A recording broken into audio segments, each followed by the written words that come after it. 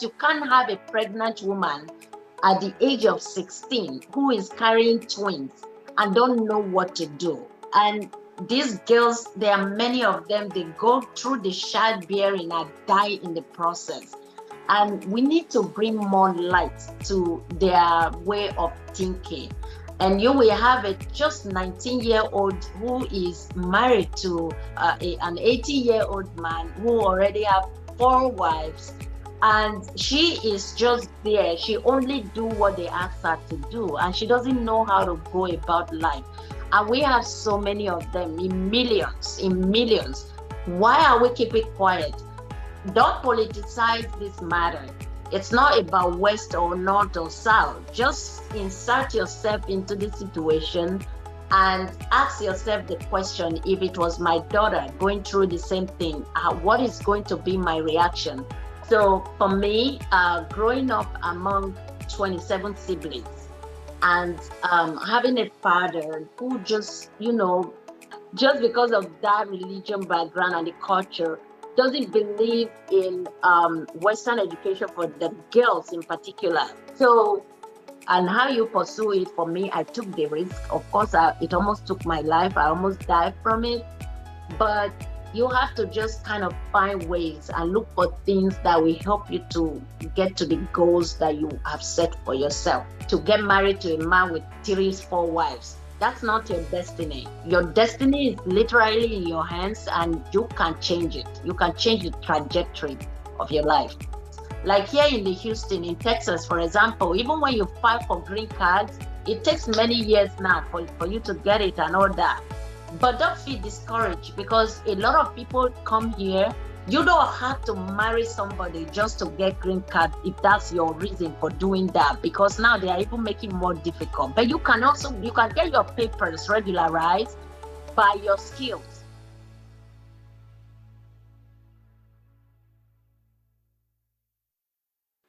Hello, hello, hello. Welcome to another episode of Lost Negotiations, a podcast covering topics about Africans, Lagosians, Nigerians, as well as trending topics and challenges of Africans living in diaspora.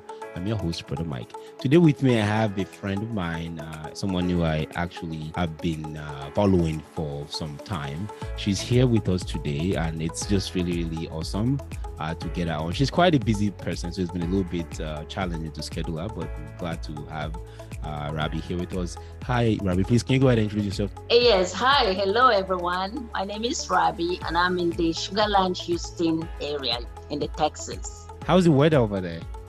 Weather is good today. I heard a couple of years ago there was the flood that impacted Houston. Was that close to you guys, or did that really have any effect on you guys?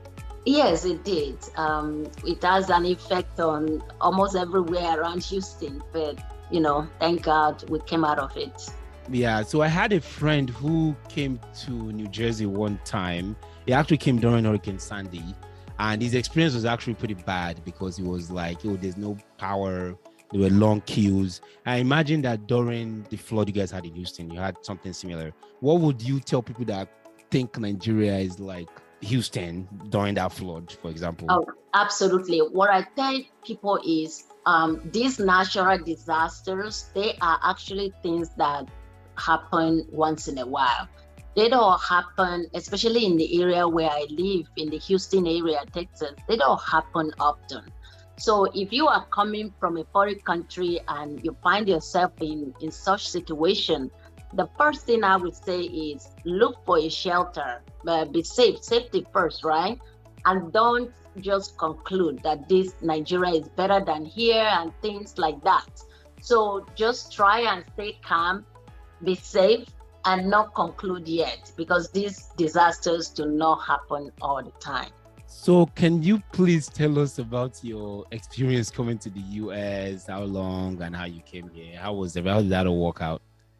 So for me, it was a little bit different. I mean, back in the 1999, the year 2000, 2001, I would say that things were pretty easier in terms of applying to schools and getting visas and things like that. For me, for example, coming from Northern Nigeria, I didn't have much high school experience or Western education experience per se. The little that I had was at a church where, the owner of a high school pretty much put me there in order for me to kind of learn a little bit. And with what I experienced coming from Northern Nigeria, it was a personal long story, which I don't want to say here. But I wrote my story to the school at that time. And when they read it, it kind of caught their attention. They gave me admission based on the little knowledge that I had and my ambition and my, what I really wanted to do. So with that, I took from I-20 and the admission letter, I took it to the embassy prayerfully. That same day that I went to the American embassy in Lagos Island, the lady just took my passport and asked me to wait. And, a few minutes later, she came back and gave it to me with a stamp, with a visa on it. So when I came to the US, when it was time for me to come to the US, at that time, 1 million naira was like 11,000 naira, dollars. Dollars. That was a lot of money then. And it was very easy to change, to get that dollar. And, compared to what it is now. So you go like a traveler's check. Exactly, traveler's check. It's almost like 100 naira to $100. It was so easy. And, 100 naira to $1. Exactly. So when I came to the US, the first place that I arrived was Kansas City. My plane landed there, and Wichita State University was another 4 hours drive away from that airport, and also about 2 hours flights in the air from there. So it was when I was about to get into the taxi to take me to the school that the guy told me that, well, this is not Wichita State University. You still have a long way to go. So I had to board the plane, pay for another ticket, and board the plane and went to the Wichita State University. When I arrived, it was on a holiday. It was a Memorial Day weekend. And that day, all the shops were closed, nowhere to buy food. I remember I brought bread, agege bread, in my bag. All the way from Nigeria, you brought agege bread. All the way from Nigeria, there was a bread. Yeah. I don't know why I put the bread in my luggage, but it came handy. Of course, because there was nothing to eat. So I went to the dormitory, which is like the hostel. And I stayed there and I ate my bread, waiting for the next day to come where I would be able to buy food. So that cultural shock was there. You asked me earlier on, you just came into the country like, okay, nobody is there. It's a holiday, it's a disaster. What are you going to do?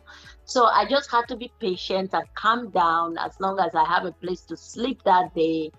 And then I just stayed the next day. I started seeing real human beings. Okay, yeah, because after the holiday, people came back to campus. So, but living in Nigeria, a lot of us in Nigeria, we don't really focus about the Northern Nigeria in terms of the persecutions and in terms of the non-Western education. And very recently, the story of the Chibok girls and Bring Back Our Girls, that's something that has been talked about. So as someone who was in that environment and someone who lived in that world, what would you say your experience was, and how do you think you can provide a bit of hope and advice to those who are still in that position today? So for me, there are two things. First, the Western Nigeria and Southern Nigeria really need to try and listen and understand the forces or the reasons why the Northern Nigeria is acting the way they are acting. Particularly those boys and girls that are on the streets. They just don't have the means. They don't know what it takes, and they just don't have the opportunity to get out there to do some of the things that you Southerners are able to do. And one of it is Western education, being exposure to knowledge, for example. So for me, growing up among 27 siblings and having a father who just, just because of that religion background and the culture, doesn't believe in Western education for the girls in particular. So what I would say to those girls and folks that are in that predicament is, you need to really ask the question. It is ultimately about you. It's not about the next person. It's not about the religion or about anyone. It's about you. You have to ask yourself the question, 10 years from now, what do I really want to be? What do I want my life to be? And then you build that effort. You begin to pursue it.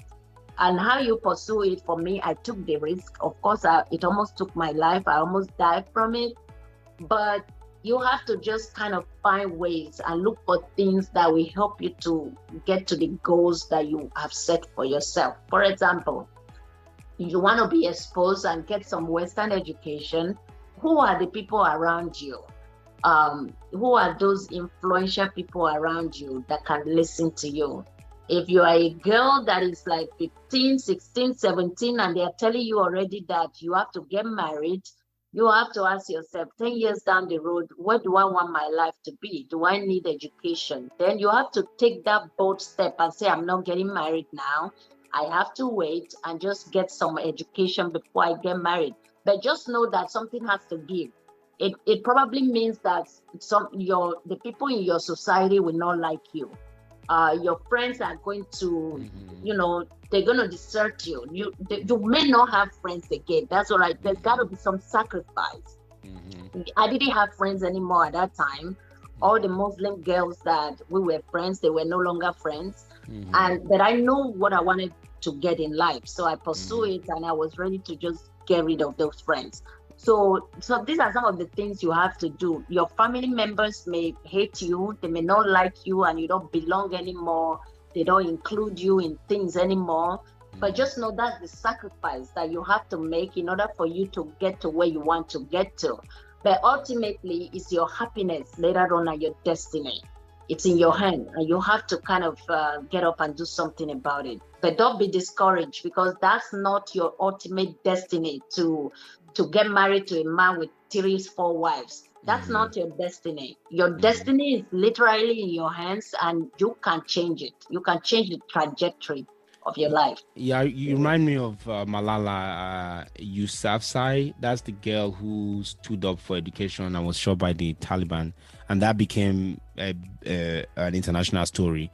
I'm wondering, what do you think that we can do in Nigeria to shed more light into issues like this? Because before I kind of finish my thought there, I was just trying to say that a lot of times you have people who are politicians and people who are in power, and also the cultural, you have to protect what's yours. So if you're a man and you're given all this power, a lot of times you want to protect that.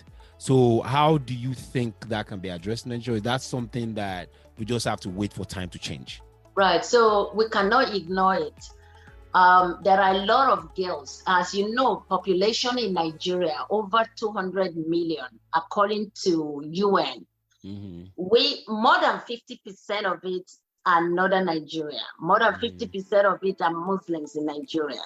And their behavior is driven not just only by religion, but by just the culture. And you mentioned one thing, there are some of these men that are just egoistic, and they feel that the only way they can control and have power is to make sure that the girls do not get that education. Be it Eastern or Western education, I don't care. The moment you start reading and studying, your perspective to things begin to change. And they do not want that for any of the young ladies. To me, I feel that Western Nigeria and the Southern Nigerians, as you know, the population of the Western Nigerians, they are more educated per se. And we need to do more than we are doing now by bringing light to it, by talking more about it, by just, getting people that are influential, that are out there, that understand the value of education, to educate the girls in Northern Nigeria. They need education, they need exposure, they need that knowledge to be able to, because you can't have a pregnant woman at the age of 16 who is carrying twins and don't know what to do. And these girls, there are many of them, they go through the childbearing and die in the process. And we need to bring more light to their way of thinking. And you will have a just 19-year-old who is married to I don't know, an 80-year-old man who already have 4 wives, and she is just there. She only do what they ask her to do, and she doesn't know how to go about life. And we have so many of them in millions, in millions. Why are we keeping quiet? Don't politicize this matter. It's not about West or North or South. Just insert yourself into the situation and ask yourself the question: if it was my daughter going through the same thing, what is going to be my reaction? Or if it is me in my family, what is my reaction? The moment you insert yourself into the position and you begin to see it in that light, you begin to have the compassion towards these people so that you can come out and be of help. In any area you can be of help. You hear a child crying out, please help, not because they are from the north, just because you are human. Wear that human heart and be of help. So in the US and in other parts of the world, this is something that's actually pretty common. What I can think about is during slavery and the civil rights movement. Well, after slavery era and the abolition of slavery and the civil rights movement, you had a lot of people that were using religion as a tool to subjugate their slaves. So they were only, number one, they were not allowing their slaves to learn how to read. If you learn how to read, you can be punished, you can be killed, you can be their penalty if you know how to read as a slave. So a lot of slaves who actually know how to read then were actually not making people know about it. So it's kind of like you said, I like how you said it's human nature, the humanity. So even though here in America, like 200 years ago, that was something that was used. In other parts of the world, that was something that was used. So as a Lagosian, as a Nigerian, I think most of us think of this as a religion-only issue. I know this is the Islamic religion, this is how the Islamic people behave, but a lot of this is actually not necessarily rooted in Islam, like Western education prohibited. That's not necessarily in the Quran. That's right. I like how you're saying, let's expose this, let's talk about this, because it's kind of a form of slavery, the way I see it, whereby young girls that are 12, 13, and they are married to this guy who, like you said, 80 years old. And now nobody's talking about the chibok girls anymore, but that's something that's still going on in Nigeria, present in Nigeria today, and nobody's talking about it. That's right. Yeah. So that is very true. Yeah, my other question for you is since you've been to the US now, and you look at people like in Houston, for example, very close to you there, a lot of Nigerians come here and they just do one thing and they don't try to improve themselves. You know, they escaped, for lack of a better term. They come here, but they're not improving themselves. How would you kind of advise those people? Yes, so if you leave Nigeria and come here, there is a tendency that you are looking for a temporary fix to the problem you may face. And the problem you may face has to do with the financial situation because you want money, you want to leave. One first thing I want to advise against is this: when you come here to a new country, there is a tendency for you to start comparing yourself with somebody that has a big house, that has a brand new car. Try to take yourself away from that comparison syndrome and focus on how to improve yourself. So when you go to school, for example, to study, don't just settle with any degree.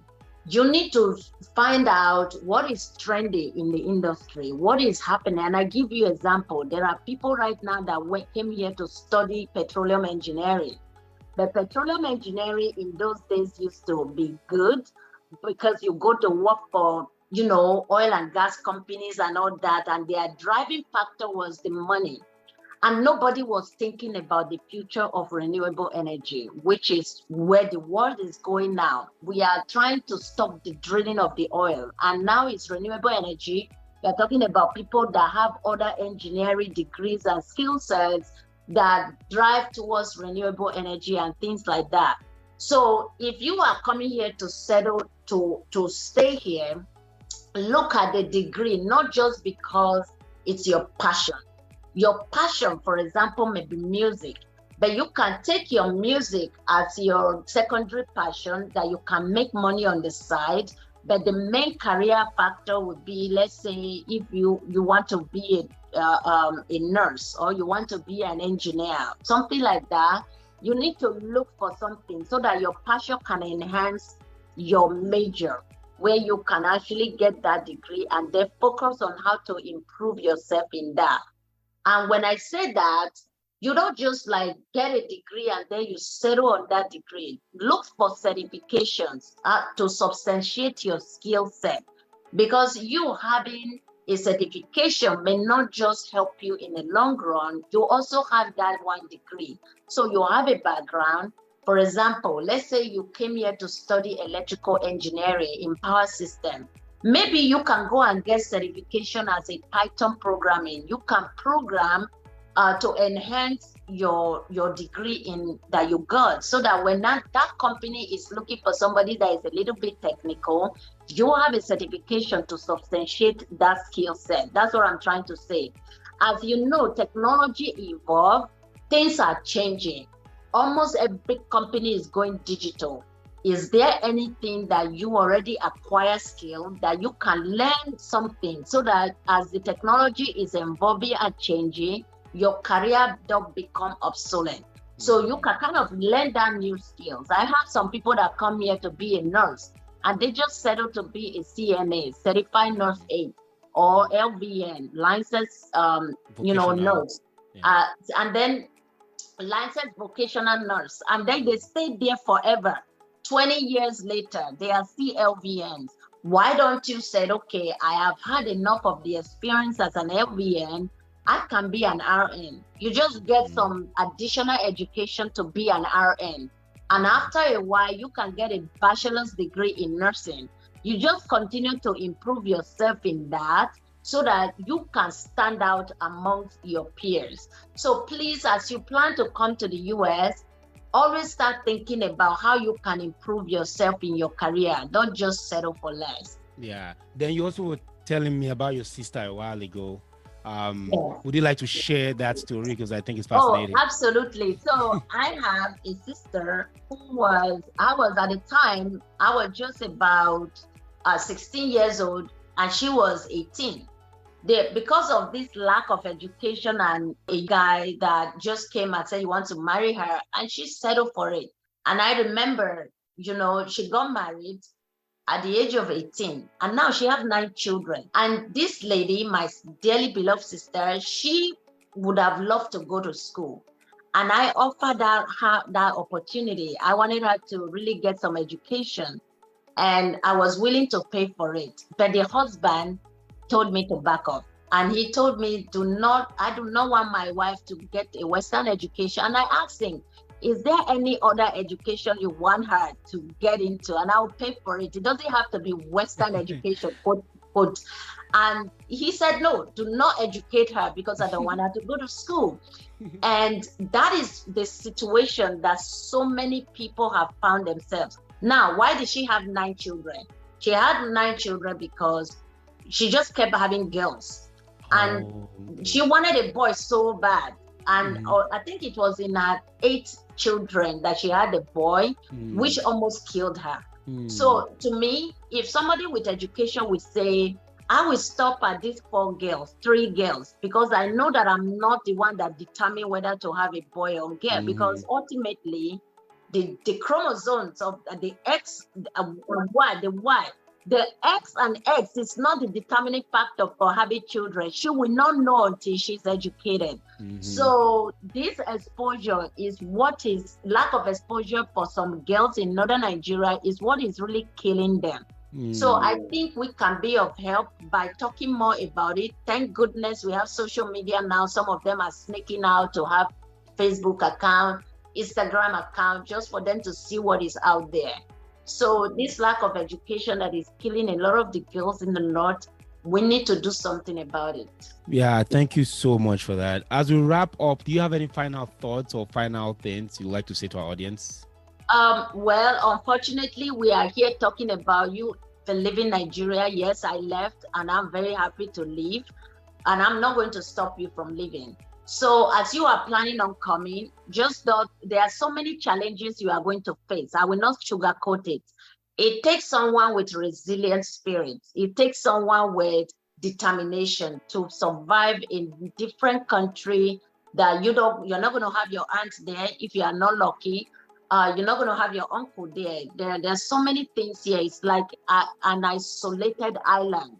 However, there are a lot of good opportunity. You just have to stay focused. You are going to be living in a country where you are used to see people on the streets, used to, buying food on the streets, and you are going to come into a place where your neighbor, you don't even know who your neighbor is.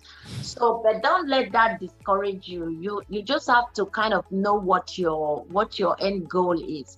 Once you know what your end goal is, when you are here, you are facing those difficulties such as, okay, how do I get papers? Like here in Houston, in Texas, for example, even when you file for green cards, it takes many years now for you to get it and all that. But don't feel discouraged, because a lot of people come here. You don't have to marry somebody just to get green card if that's your reason for doing that, because now they are even making more difficult. But you can get your papers regularized by your skills.